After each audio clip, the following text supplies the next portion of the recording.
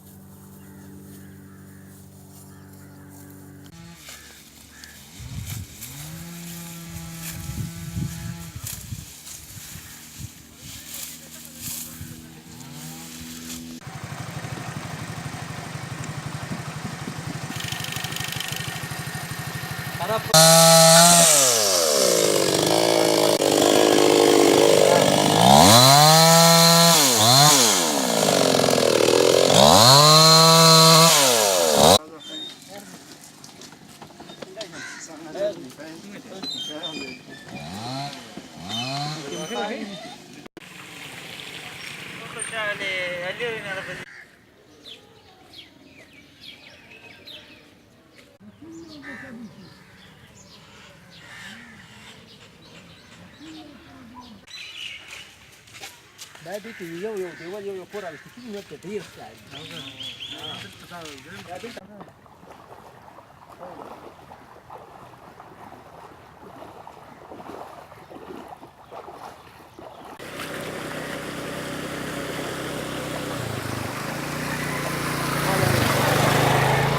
د خپل فصل حوالې سره ته ووایې بل دا چې دلته د اوبه دي د دې حوالې سره ته ووایې نقصان جی داسې چل دی چې دا زنګه موږ ډېر زیات غریبانان خلک یو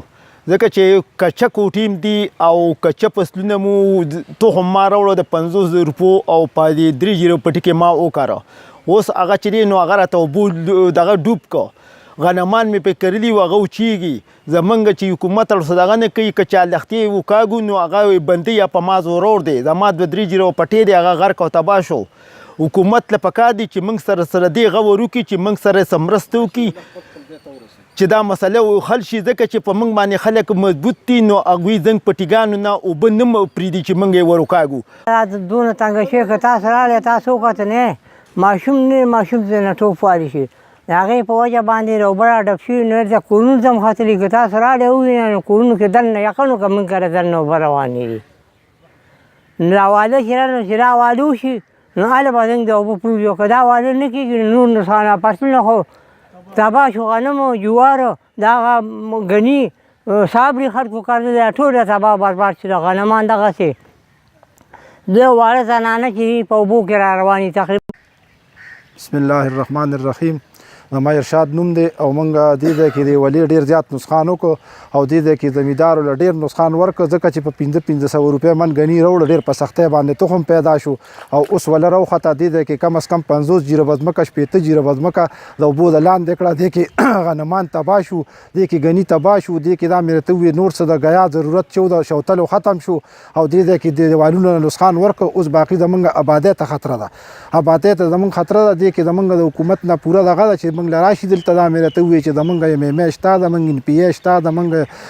SSP DSP شته دا مې راته وویل چې زموږ یو پټې مرسته وکړي او راشي د دې هغه ور وکړي په موږ باندې وله راتنګه شوې ده خلکو پکې ونې کرلي دي سپېدار یې کرلي دي دا مې راته وویل ولې ختمه کړې ده فرض کړو غټه وله اوبه پکې خځېږي خو ټوله یې بنده کړې ده د دې معاینه وکړي او دوی دې په خپله وګوري او را دي شي او دا مې راته وویل دلته دې زموږ